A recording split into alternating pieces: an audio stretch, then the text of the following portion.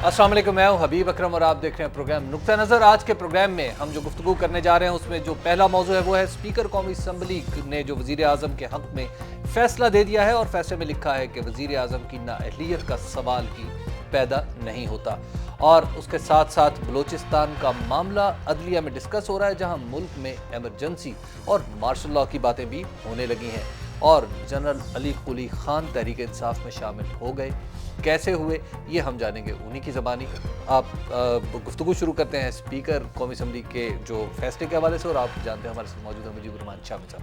अस्सलाम वालेकुम सर। वालेकुम अस्सलाम। सर, स्पीकर कौमी असम्बली ने तो कह दिया, एक तो मैं पोस्ट ऑफिस नहीं हूँ, दूसरा ये है कि ये तो सवाल ही पैदा नहीं होता कि हम वज़ीर आज़म को नाअहल करार दें। देखिए, पोस्ट ऑफिस तो बिल्कुल नहीं है, वो स्पीकर हैं। ठीक है। पोस्ट ऑफिस में तो अब खत डालते हैं और पोस्टमैन आके निकाल लेता है। ठीक है। उनका मतलब यह है कि मैं अपना माइंड अप्लाई कर सकती हूँ और मैं फैसला दे सकती हूँ। मैंने सिर्फ रेफरेंस एक जगह से उठा के दूसरी जगह नहीं रखना। ठीक ये मौलवी इकबाल हैदर साहब थे, एक बड़े मशहूर, तरह तरह की दरख्वास्तें सुप्रीम कोर्ट में देने वाले, हाई कोर्ट में देने वाले, और बड़े दिनों से वो गायब थे। स्पीकर की रेफरेंस से मालूम हुआ है कि जनाब उन्होंने स्पीकर को चिट्ठी लिखी हुई है कि जनाब नाअहली की कार्रवाई की जाए वज़ीर आज़म के खिलाफ। यानी मौलवी साहब अप लाइव एंड किकिंग है। हाँ जी, तो मौलवी अब इकबाल हैदर साहब भी मंजर आम पर आ गए। वज़ीर आज़म के खिलाफ जो मामला है उसमें दो नुकात उठाए हैं उन्होंने। ठीक है। एक तो उन्होंने ये कहा है कि जो रेफरेंस है वो, क्योंकि ये जो कार्रवाई होनी है 63(1)G के तहत, तो जो वज़ीर आज़म के ख़िलाफ़ मुकदमा कायम हुआ है, जो शोकाज नोटिस दिया गया है कंटेम्प्ट का, वो 2003 की ऑर्डिनेंस के तहत है। ठीक है। वो 63(1)G के तहत नहीं है। ठीक है। इसलिए उसके बारे में जो फैसला है वो यहाँ लागू नहीं हो सकता, कानून ही अलग है। अलग है जी। ठीक है।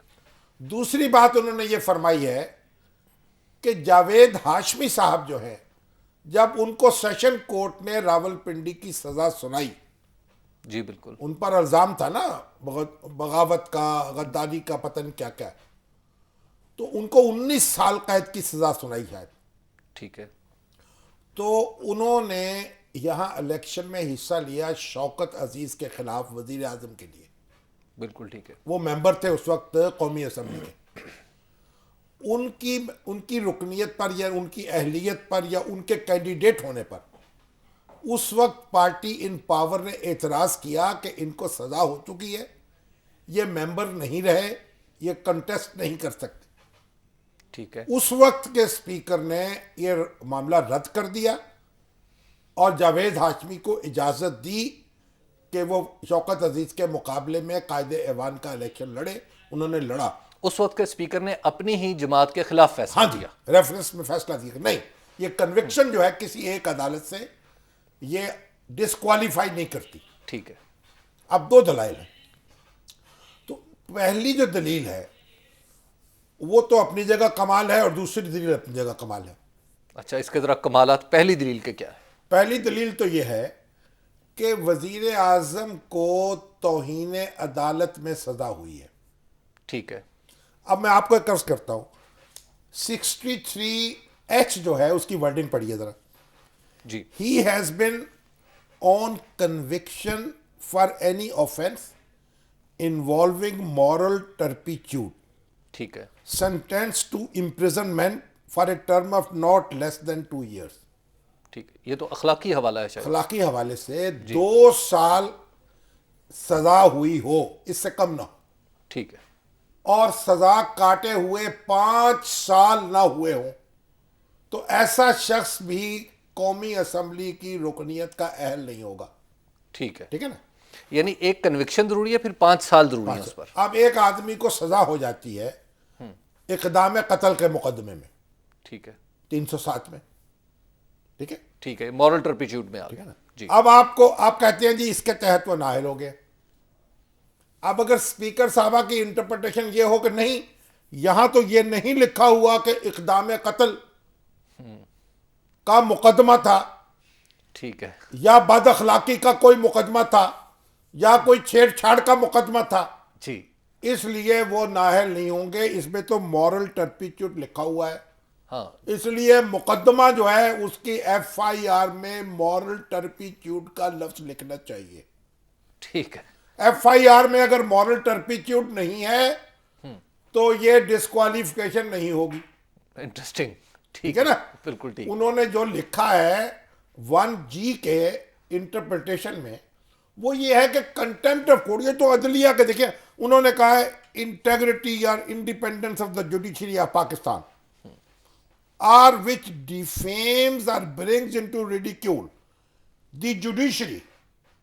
ٹھیک ہے. تو اس کا مطلب یہ ہے کہ ان توہین عدالت جو ہے وہ تو اس پہ اس کا لفظ جب تک نہیں لگا یہ اس کا اطلاق نہیں ہوتا. اس پہ اس نوٹس میں لکھنا چاہیے ریڈیکیول کیا ہے آپ نے, ڈیفیم کیا ہے, گویا توہین عدالت کا ارتکاب کر کے آپ نے عدلیہ کی شان کو دوبالا کیا ہے.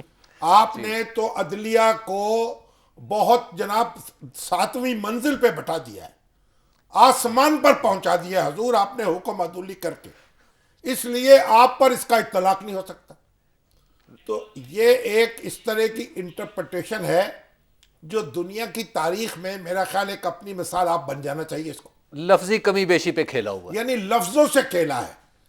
یہ لفظ ہے کیونکہ یہاں جوڈیشری کی کو ریڈیکیول نہیں کیا گیا, وہ کنٹمپٹ کی گئی ہے اور نوٹس اس کے تحت نہیں دیا گیا. تو اس کا مطلب یہ ہے کہ 307 کا نوٹس, 302 کا نوٹس وہ تو ختم ہو گیا. 476 کا نوٹس, بد اخلاقی کا نوٹس, ریپ کا مقدمہ, قتل کا مقدمہ, اس میں آپ سزا ہو گئی ہے جناب. یہاں مورل ٹرپیچوڈ میں نہیں لکھا ہوا. ایف آئی آر میں مورل ٹرپیچوڈ ہونا چاہیے. ٹھیک. تو یہ تو دلیل ہے ایک. جی. دوسری یہ تو دلیل اڑ گئی. پتہ نہیں اڑ گئی یا نہیں اڑی, کیونکہ اسپیکر صاحب تو اسپیکر صاحب ہے نا بھائی, ہاں ٹھیک. وہ اپنی مرضی سے اڑیں گی, میری آپ کی مرضی سے نہیں اڑیں گی.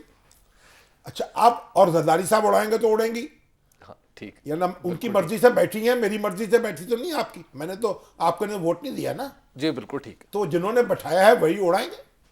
وہ ہمارے جو تھے نا خان عبدالولی خان, وہ ایک بڑا قصہ سنایا کرتے تھے اپنی تقریر میں. انہوں نے کہا ایک دیہاتی جو ہے وہ آگے شہر میں, اور دیکھا اذان کا وقت ہوا, کچھ شخص شور مچا رہا ہے, اس کو اذان سمجھ نہیں آ رہی. دیکھا ادھر پہ دیکھا, ادھر دیکھا, کون ہے, کہاں شور مچا رہا ہے. دیکھا تو ایک دور بڑے مینار کے اوپر ایک شخص چڑھا ہوا ہے اور کچھ وہ بول رہا ہے اونچی اونچی. اس نے کہا یہ تو امداد کے لیے بلا رہا ہوگا. اس نے ایسے دیکھا کہاں پہنچوں کہاں جاؤں, کوئی سیڑھی ویڑھی نہ ملی. آخر آواز دی, دیکھو بھائی جس نے تمہیں چڑھایا ہے وہی اتارے گا, میں کچھ نہیں کر سکتا. ٹھیک ہے. تو اسپیکر صاحبہ نے جناب یہاں تو یہ معاملہ کر دیا. ٹھیک ہے. جنہوں نے ان کو چڑھایا ہے وہی اتاریں گے. اور یہ انہوں نے بتا دیا. ٹھیک ہے, اب آپ آگے چلیں. دوسری دلیل. اب وہ کہتے ہیں کہ جاوید ہاشمی صاحب پر جو مقدمہ قائم ہوا تھا اور ان کو سزا دی تھی سیشن کورٹ نے, اس کی بنیاد پر ان کو ڈسکوالیفائڈ نہیں کیا گیا. ٹھیک ہے. درست بات ہے. کیوں؟ کیونکہ فیصلہ تھا سیشن کورٹ کا, ٹھیک اس ہے. کی اپیل تھی ہائی کورٹ میں, بالکل. پھر اپیل جانی تھی سپریم کورٹ میں, ٹھیک ہے. اور بالآخر وہ بری ہو گئے. ٹھیک ہے. جب تک فائنل ڈیسیژن نہ آئے اس وقت تک آپ کسی رکن کو نااہل قرار نہیں دے سکتے. ریفرنس کا سوال ہی پیدا نہیں ہوتا. ٹھیک ہے نا. ٹھیک ہے. بالکل. آپ ان کو یہ کہنا چاہیے تھا کہ کیونکہ اپیل جو ہے اب ہو رہی ہے یا ہوگی ہاں سپریم کورٹ کے بڑے بینچ کے سامنے, اس لیے جب تک وہ اپیل کا فیصلہ نہیں ہوگا نااہلی کا سوال پیدا نہیں ہوتا. ٹھیک ہے. کیونکہ یہ سزا حتمی نہیں ہے. ٹھیک ہے. سزا اپیل کی گنجائش باقی ہے. اپیل کی سزا, اپیل کی گنجائش نہیں, اپیل کی باقاعدہ اجازت نہیں, حق ہے اس کا. کنٹمپٹ آف کورٹ کے مقدمے میں جو توہین عدالت کرنے والا ہے اس کو یہ خصوصی رعایت دی گئی تھی نواز شریف صاحب کے دور اقتدار میں کہ اس کو سپریم کورٹ کے فیصلے کے خلاف بھی سپریم کورٹ میں اپیل کا حق حاصل ہوگا. حق. جی شاہ صاحب بریک کا وقت ہے. بریک کے بعد ہم یہیں سے گفتگو آگے بڑھائیں گے اور کچھ دیگر خبروں پر بھی بات کریں گے. آپ دیکھتے رہیے نقطہ نظر.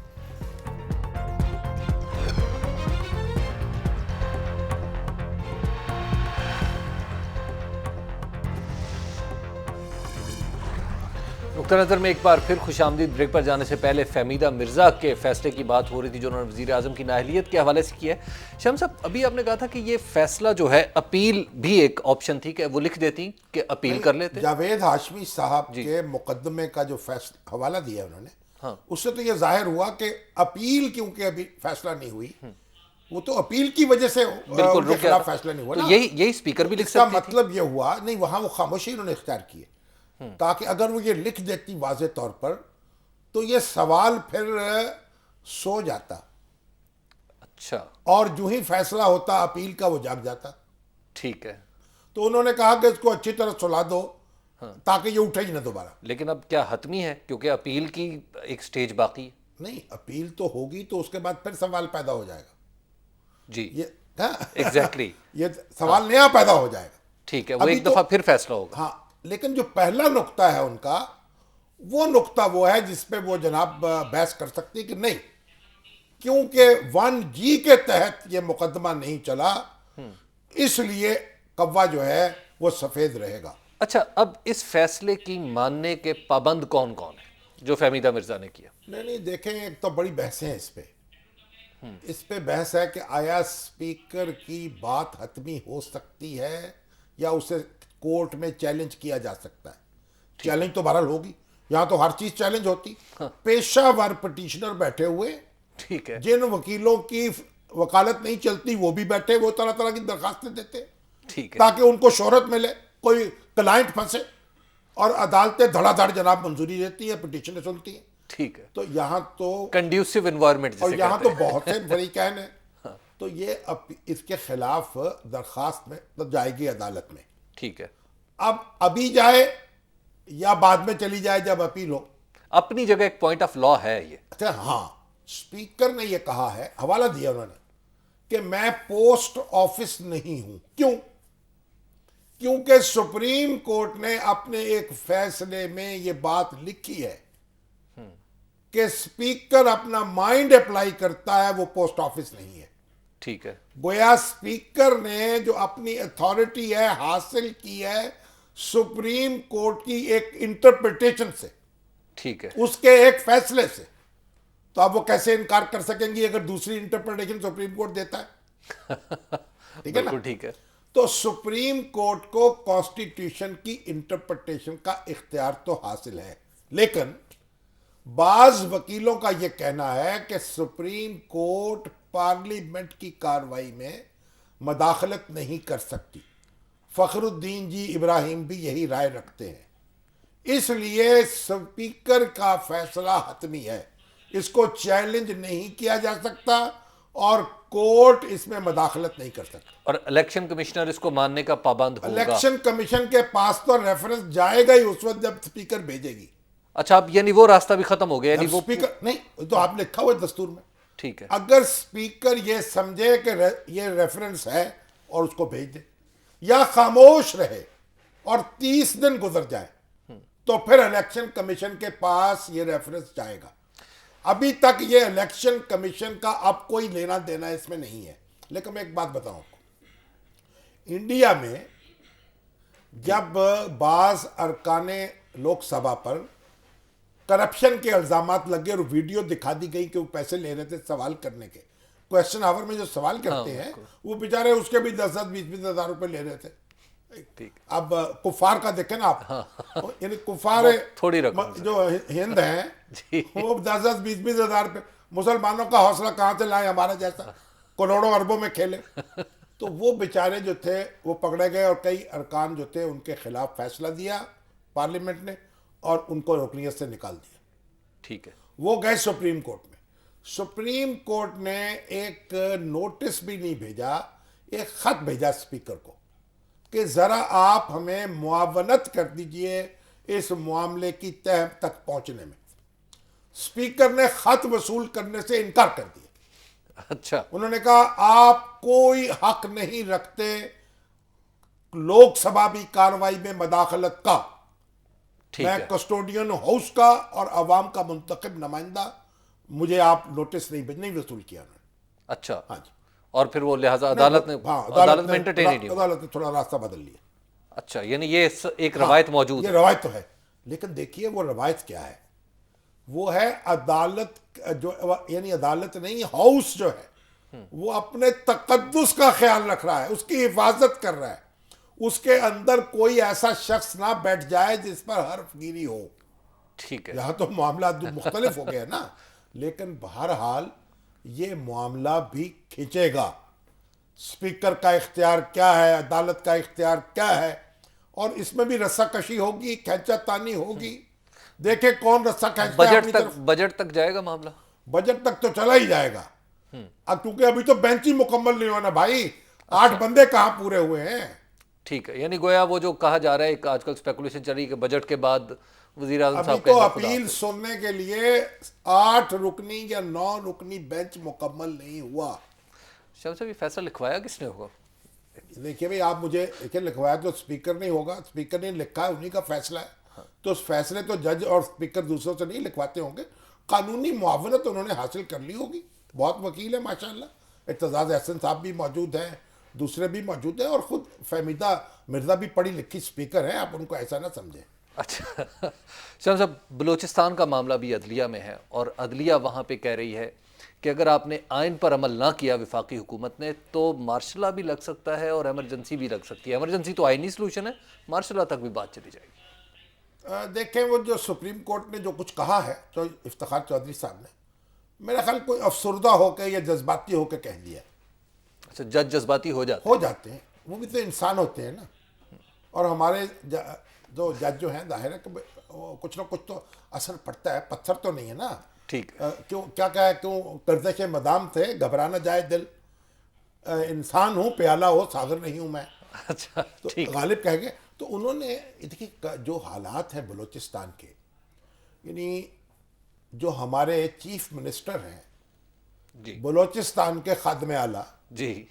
وہ 6 مہینے میں 7 دن وہاں رہے ہیں صرف، بلوچستان میں باقی رہتے ہیں اسلام آباد میں. وہاں پہ خطرات بھی بہت ہے نا. وزیر داخلہ یہ کہہ رہے ہیں کہ وزیر جو ہیں وہ انوالو ہیں رینسم میں، اغوا کرنے میں لوگوں کو. ٹھیک ہے. اور ایک وکیل کے بھائی جو ہیں وہ ملوث پائے گئے ججوں اور وکیلوں کے اغوا میں. ٹھیک ہے. ان کی پرائیویٹ جیل سے لوگ نکلے بحال ہوئے ہیں، اور خود وزیر داخلہ جو ہے ان پر الزام لگایا گیا ہے. پولیس جو ہے وہ ایف سی پر الزام لگا رہی ہے، ان کی تصویریں کھینچ کھینچ کے کورٹ کو دکھا رہی ہے، جناب یہ بندے یہ اغوا کرتے ہیں ایف سی والے. یعنی اسٹیٹ ہی ایک دوسرے سے لڑ رہی تو ہے. آپ غور اسٹیٹ کر کے لیں. آرگنز. پہلی تو آپ ایک بات بڑی دلچسپ دیکھیے، بلوچستان میں پولیس کا دائرہ اختیار بڑا محدود ہے. اچھا وہاں صرف میونسپل ایریاز جو ہیں ان میں پولیس کا اختیار ہے. ٹھیک ہے. ان کو کہتے ہیں بی ایریا اور اے ایریا. اے ایریا وہ ہیں جہاں پولیس کا دائرہ موجود ہے اختیار کا. بی ایریاز ہیں جہاں لیوی ہوتی ہے، اچھا. اور وہ لیویز جو ہیں وہ سردار بھرتی کرتے ہیں، انہی کے ملازم ہوتے ہیں، ایک قسم کے تنخواہ حکومت سے لیتے ہیں. وہ عجیب سی ایک فورس ہوتی ہے. شمس صاحب یہیں سے گفتگو آگے بڑھاتے ہیں، لیکن ابھی وقت ہوا ایک بریک کا. بریک کے بعد ہم کچھ دیگر معاملات پر خاص طور پر جنرل علی قلی خان صاحب سے بھی بات کرنے کی کوشش کریں گے. آپ دیکھتے رہیے نقطہ نظر.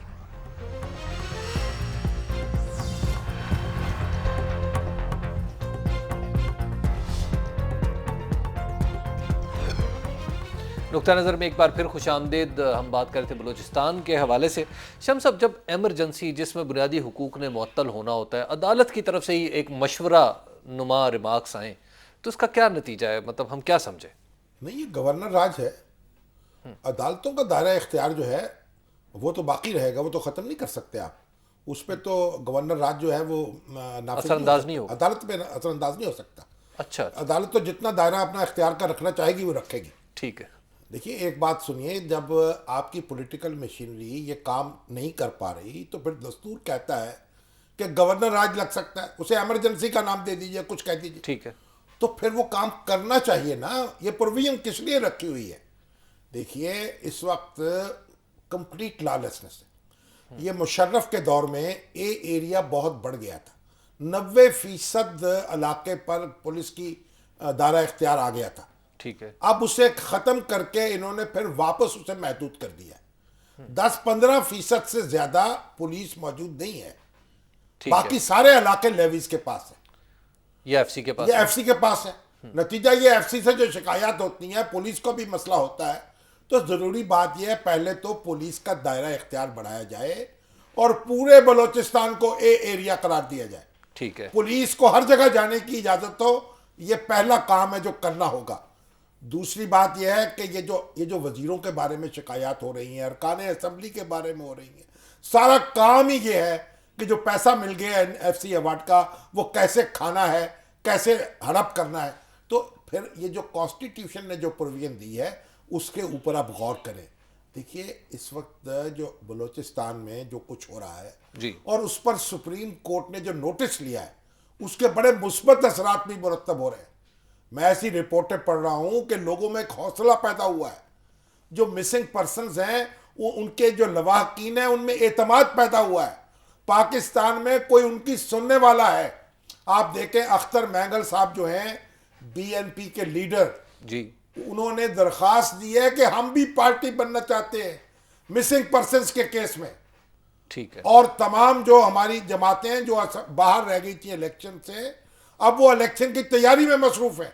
حالات بہت بدلے ہیں نفسیاتی طور پر, اور سپریم کورٹ نے اور چیف جسٹس نے بار بار جا کر اسلٹ کر کے یہ ایک میسج دیا ہے بلوچستان کے لوگوں کو کہ پاکستان میں ایک عدلیہ موجود ہے اور فوج ہو, ایف سی ہو, وہ اس کے سامنے جواب دے. لیکن یہ بھی تو میسج دیا ہے کہ گورنمنٹ, پولیٹیکل گورنمنٹ کچھ بھی نہیں ہے, وہ تو میسج دے چکی ہے, گورنمنٹ آپریٹس ختم ہو چکا ہے, صرف ہم ہی ہم ہیں. یہ انہوں نے میسج دیا ہے.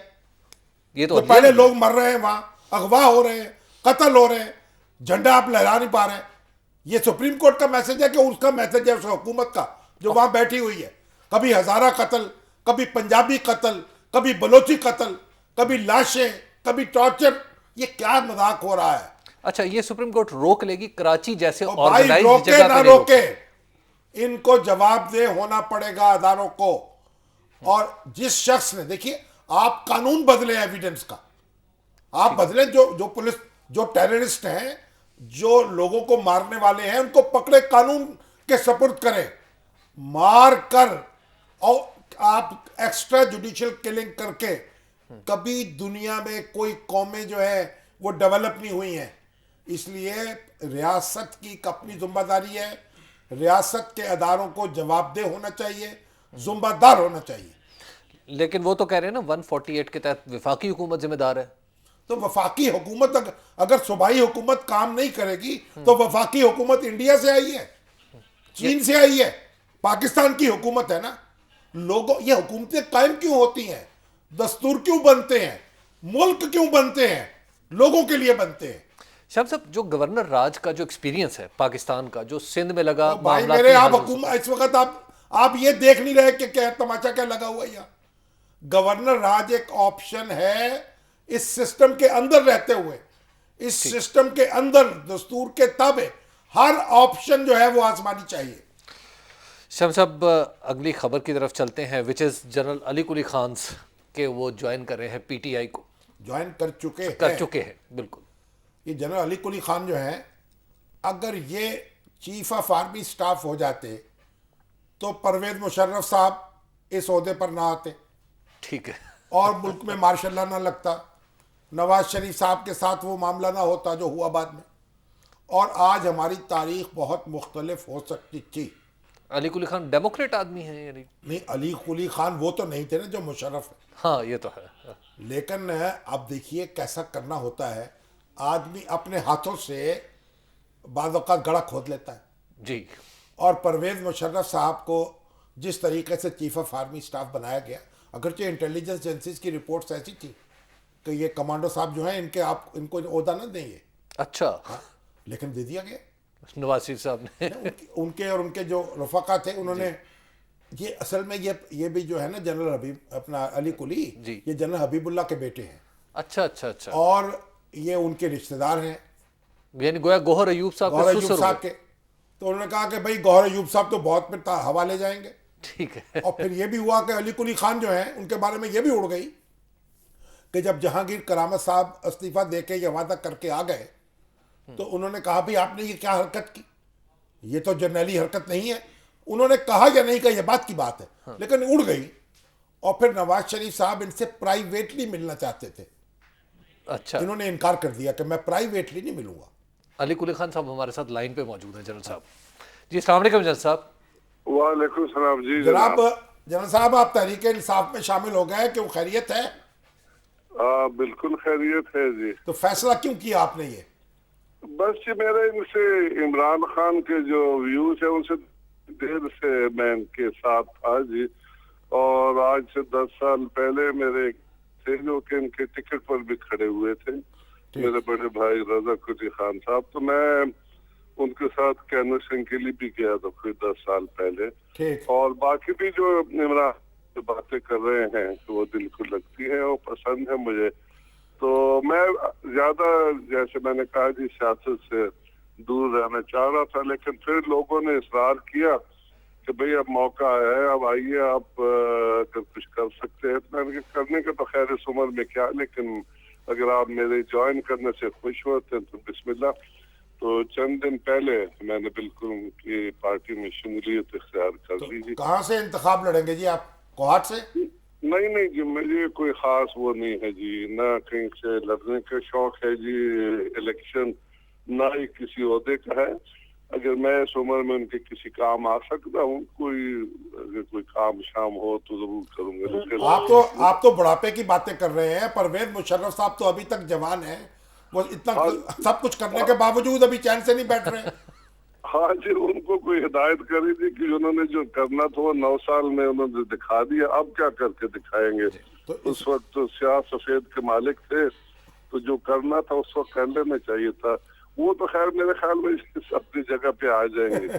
تو اب آپ کیا سمجھتے ہیں کہ کس طرح دیکھ رہے ہیں ملک کے حالات کو, اور کیا رول اپنا دیکھیں گے آپ اس میں؟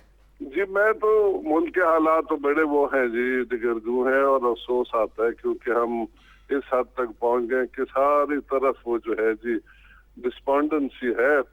اور جیسے نے کہا جہاں تک الیکشنیئرنگ کا ہے جی, میں اس کے شوقین نہیں ہوں, نہ ہی میں وہ کیا کہتے ہیں خواہش مندوں کی ووٹ شوٹ مانگتا رہوں. اگر کوئی مجھے پارٹی جو ہے تحریک انصاف اگر کچھ کام لینا چاہے, سننا چاہے, تو آئی ایم آلویز اویلیبل. لیکن جنرل صاحب کچھ تو کرنا ہی پڑے گا نا, اب جب آپ نے کمرے ہمت باندھ لی ہے تو چلیے اللہ تعالیٰ برکت ڈالے گا انشاءاللہ. شکریہ جی. جی بہت شکریہ جنرل صاحب. جنرل صاحب جیسے بتا رہے ہیں وہ صرف برکت کے لیے آئے ہیں پی ٹی آئی میں, ان کو کوئی ایکٹیو پالیٹکس کا خیال نہیں ہے. مطلب یہ ہے کہ وہ اور کھل جائیں گے 2-4 ملاقاتوں میں. صاحب ایک بریک ہو گئی ہے, بریک کے بعد ہم گفتگو یہاں سے آگے بڑھاتے ہیں, اور کچھ ہم نے سوالات بھی لینے ہیں, بہت ساری ٹیلی فون لائنز پر سوالات ہیں جو آپ سے شام صاحب سے بات کرنا چاہ رہے ہیں, وہ بھی ہم لیتے ہیں. آپ دیکھتے رہیے نقطہ نظر.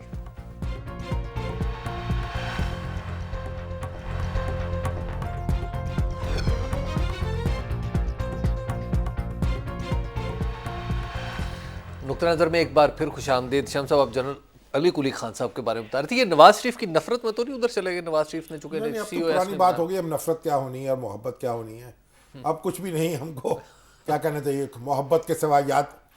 بات یہ ہے کہ ان کے جو والد تھے لیفٹیننٹ جنرل حبیب اللہ جی, وہ بڑے دھڑلے کے آدمی تھے. 46 سال کی عمر میں فوج سے ریٹائر ہو گئے. اچھا. وہ اور موسیٰ خان, ان کو ایک ہی دن کمیشن ملا. ٹھیک ہے. اور موسیٰ خان جو تھے وہ کیونکہ رینکر تھے, یعنی سپاہی کے طور پہ بھرتی ہوئے تھے, یہ ڈائریکٹ کمیشن پہ گئے. ٹھیک ہے. تو اب ان کا مقابلہ تھا کہ Musa Khan chief of army staff ہوں یا کمانڈر ان چیف کہتے تھے, یا وہ ہوں. ٹھیک ہے.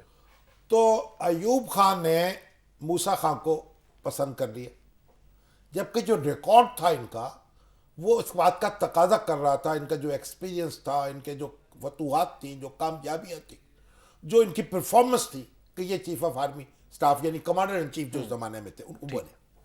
اور اگر یہ کمانڈر ان چیف ہوتے اور 1965 کی جنگ لڑی جاتی جی, تو وہ نتیجہ نہ ہوتا جو بعد میں نکلا, فیصلہ کن ہوتی, کہیں نہ کہیں طریقے سے پہنچتی, یہ میں سمجھتا ہوں. اچھا, یعنی انہیں لڑنے پہ عبور بھی تھا, یعنی وہ یا تو لڑتے ہی نا, یعنی یہ بھی تو ایک معاملہ ہے نا, اور لڑتے تو پھر ہندوستان سے ایک ہی لڑائی لڑنی چاہیے تھی ہمیں, فیصلہ کن, یا ادھر یا ادھر. لیکن ہم 3 لڑکے کہیں بھی نہیں کرتے. اچھا اب سنیے, ان کے جو مانک شاہ ہے نا وہ بھی ان کے بیچ میٹ ہیں. اب بتائیے کہ مانک شاہ 1971 میں جی, انہوں نے جنگ لڑی مشرقی پاکستان کی, انہوں نے آپٹ کر لیا تھا انڈیا, پاکستان بھی آ سکتے تھے. وہ انہوں نے 1971 میں جنگ لڑی ہے, اتنی دیر فوج میں رہے, ٹھیک ہے. اور یہ جناب 1962-63 میں ریٹائر ہو گئے, 64 میں. اب آپ مجھے بتائیے کہ مانک شاہ سے کسی نے پوچھا تھا کہ آپ اگر پاکستان چلے جاتے ہاں اور پھر لڑائی لڑتے 71 کی تو کیا ہوتا؟ انہوں نے کہا ہونا کیا تھا, پاکستان جیت جاتا. واہ بہت خوب. شاہ صاحب قمر زمان صاحب ہیں, یہ امریکہ سے. وہ سمجھیں اس ایک فکرے کی پاداش میں ان کے ساتھ بڑی وہاں بہت کچھ ہوا, بدسلوکی ہوئی. اچھا. ہاں لیکن گویا مطلب یہ تھا کہ جرنیل نے جتوایا ہے اور یہاں کے جرنیلوں نے ہروایا ہے پاکستان میں. جی قمر زمان صاحب. جناب علی السلام علیکم. السلام علیکم. جناب فرمائیے جناب. ہاں جی حضور. ہاں جی please I have a question and a comment. Would that be okay? Okay, it's okay. Okay. Why does the government ignoring the strident provision of the Constitution and creating a constitutional strife? And what happens to the decorum of our civil society? Why is the civil society died completely? Nobody says anything. Now the Prime Minister had been to the United Kingdom. He didn't even understand what the question was put to him. And he said quite clearly, I don't care if the people wants to go out of the country. Is this what the government is all about? میں یہ سمجھا کہ یہ پوچھنا چاہتے ہیں کہ وہاں کی سول سوسائٹی کہاں گئی تھی, انگلینڈ کی. بھائی دیکھیے انگلینڈ والے ان کو بلا رہے ہیں, پرائم منسٹر بلا کے. ہمارے جناب چیف جسٹس جو ہے سپریم کورٹ کے, جی انہوں نے بھی کہا ہے کہ جناب ہم تو وزیر اعظم کے پاس جانے کو بھی تیار ہیں یہ بلوچستان کے معاملات پر ان کو بتانے کے لیے, لیکن ذرا مقدمہ توہین عدالت کا ہمارے پاس ہے, اس لیے ہمیں تھوڑا سا ذرا سوچنا پڑتا ہے. تو وزیر اعظم تو ان کو سب مان رہے ہیں اور ابھی سول سوسائٹی کو آواز دے رہے ہیں اور کانسٹیٹیوشن کو آواز دے رہے ہیں. لیکن انہوں نے وہ جو جملہ ہے ان کا جس میں جانا ہے چلا جائے, اس پہ ذرا تکلیف ہو رہی ہے. تو پوری قوم میں جگہ جگہ بحث ہو رہی ہے. دیکھیے جس نے جانا ہے ویسے ان کو کہنا یہ چاہیے تھا کہ بھائی ویزوں کا بندوبست کر دو. عبداللہ صاحب ہے کوئٹہ سے. جی السلام علیکم عبداللہ صاحب. السلام علیکم شامی صاحب. وعلیکم السلام.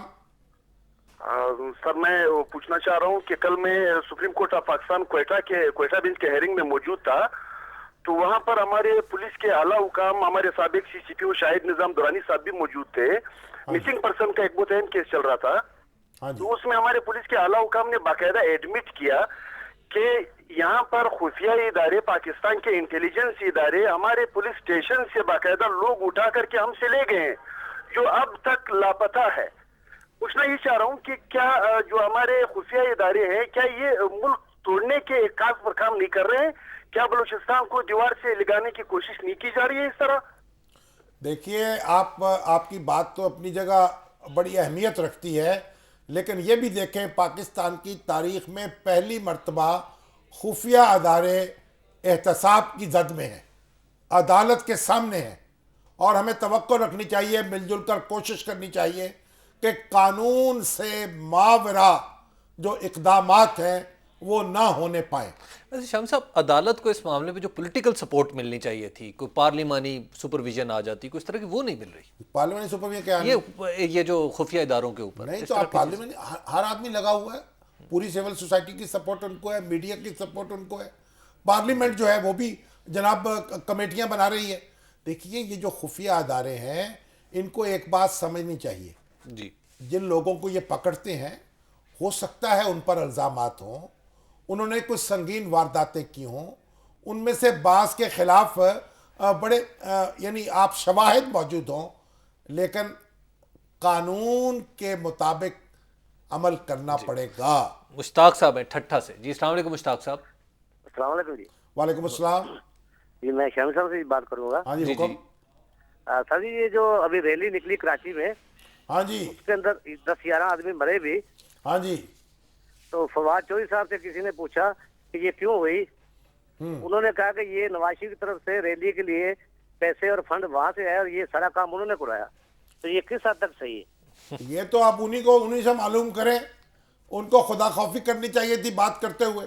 دیکھیے ریلی نکلی وہ مسلح نہیں تھی, اور وہ پریس کلب تک لوگ جانا چاہتے تھے, ان کے پاس ہتھیار نہیں تھے, ان پر ہتھیار استعمال کیے گئے, ان کو گولیوں کا نشانہ بنایا گیا. اور اس کے بعد بات ہو رہی ہے اگر تو ریلی مسلح ہوتی وہ گولیاں چلاتے پھر یہ بات کہی جاتی. راؤ عارف صاحب ہے پیرس سے. جی السلام علیکم راؤ صاحب. السلام علیکم جناب. اور السلام جناب راؤ صاحب, جناب علی. آپ پیرس ہی آنا پڑے گا آپ سے ملاقات کرنے کے لیے. Thank you sir, welcome sir, welcome sir. ہاں جی. اچھا سر, میں گزارش یہ کرنا چاہتا ہوں کہ ابھی آپ دیکھیں کہ ہمارے بلوچستان کا کیا حال ہے. ہم سب لوگوں کو چاہیے, جتنے بھی ہمارے ادارے ہیں, سب کو مل بیٹھ کر یہ جو ہماری پرابلم ہے اس کو حل کیا جائے. یہ نہیں کہ ہمارے چیف صاحب معذرت کے ساتھ ہمارے عدلیہ یہ کہ یہ وزیر اعظم اگر یہ کام نہ کرے تو وہ ایمرجنسی لگ جائے گی. تو راؤ صاحب ایمرجنسی تو لگے گی نا بھائی, لگنی چاہیے. اب آپ جاتے ہوئے کہتے ہو قیامت کو ملیں گے, کیا خوب قیامت کا ہے کوئی دن اور, تو قیامت تو برپا ہو چکی ہے.